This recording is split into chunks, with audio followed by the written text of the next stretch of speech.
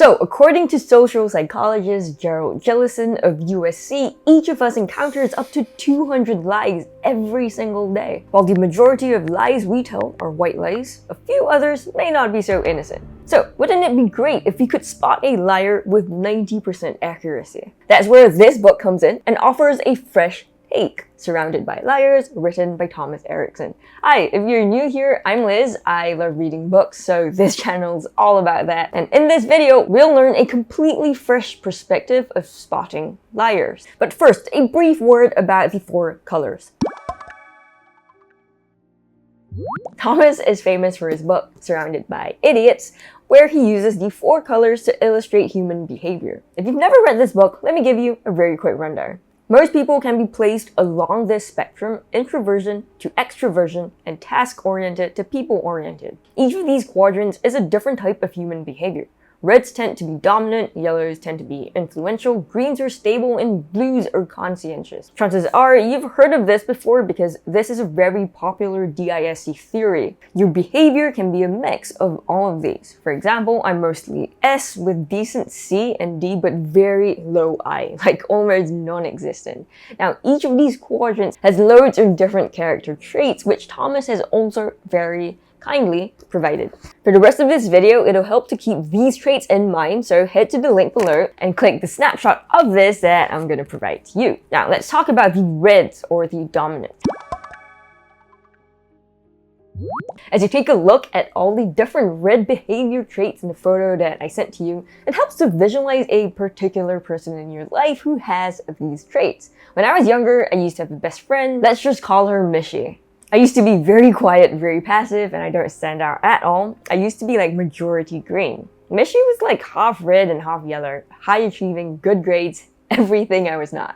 Now, it took me years to realize one of the most common lies she told me. Nah, I don't think I'm gonna study too hard for that test. Then I'd be like, oh cool, I'm not gonna study too.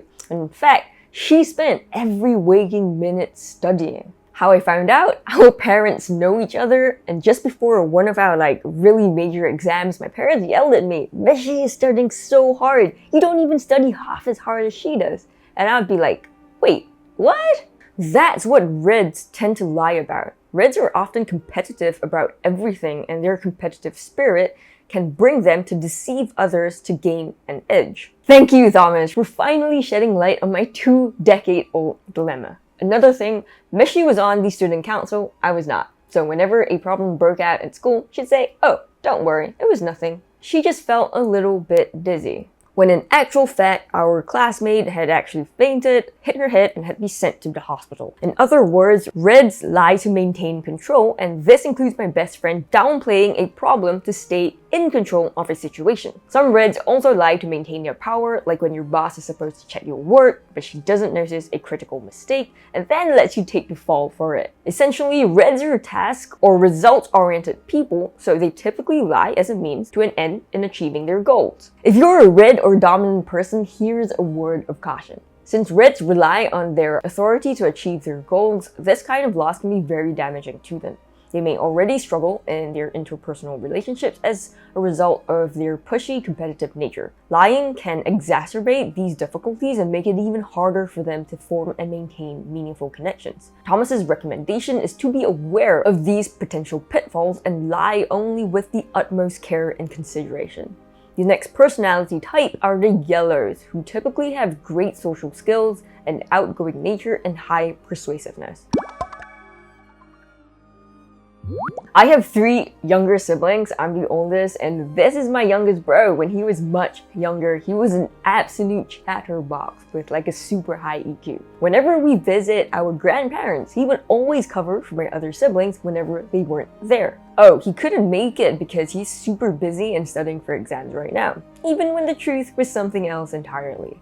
This stems from his desire for harmony and interpersonal relationships. As my bro got older though, he became a lot more reserved.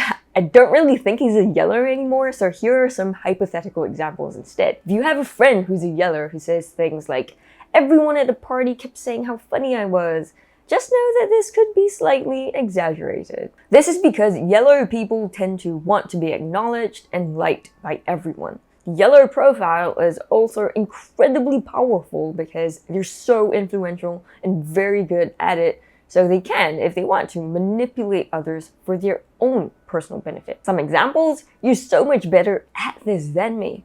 Can you take care of it? Or, I've been feeling really stressed and it would mean the world to me if you handle this. Thomas said that in the many training sessions he's given, he's often heard people comment that yellow people sound downright manipulative. That's not exactly flattering, but when they lie, it's often a subconscious act. So if you're a yellow, take note that what distinguishes yellow truth tellers from yellow liars is their degree of awareness about this characteristic and their ability to keep their lying and themselves in check. The third personality type are the greens, and these are the people who exhibit high degrees of stability and are cooperative, reliable, and easygoing. I actually did the official DISC test back in school almost 2 decades ago.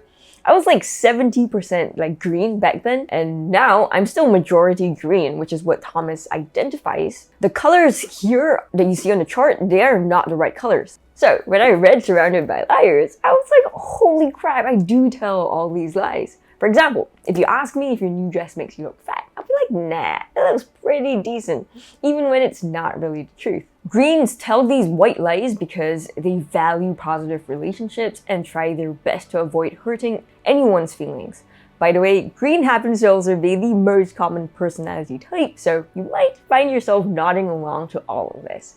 Now, let's say I'm headed out with a group of friends and they want to have a light salad meal. I'd be like, sure, I don't mind, even though I hate salads and I'd never pay for a salad if I were by myself because they're so overpriced. Basically, lying to prevent conflict and to maintain harmony in a social group. And just a warning, but the following is not my finest moment. So, I used to work a desk job at a small company, which was so small that we used to track client information using Microsoft Excel.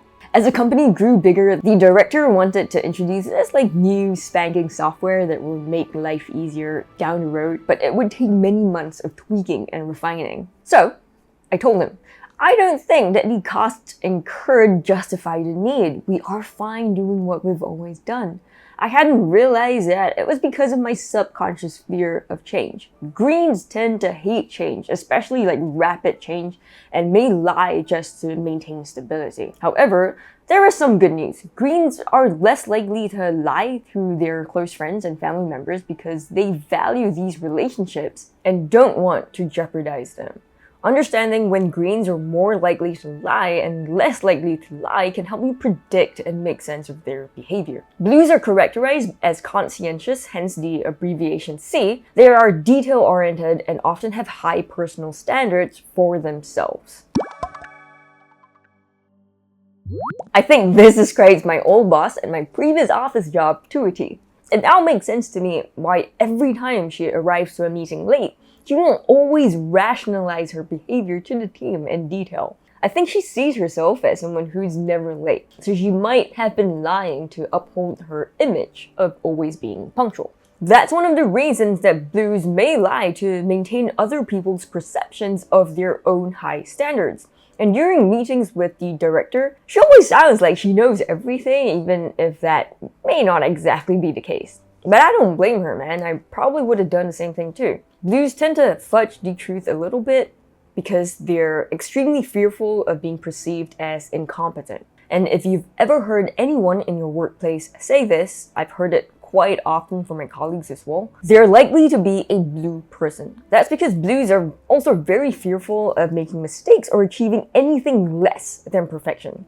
One point to take note of though, blues value honesty and integrity. So in situations where lying might bring personal gain, but would be ethically questionable, a high blue might choose to be honest, even if this would have negative consequences for them personally. Essentially, there's a lot of nuance for each personality type, but here's the general framework to keep in mind if you want to figure out whether someone's lying.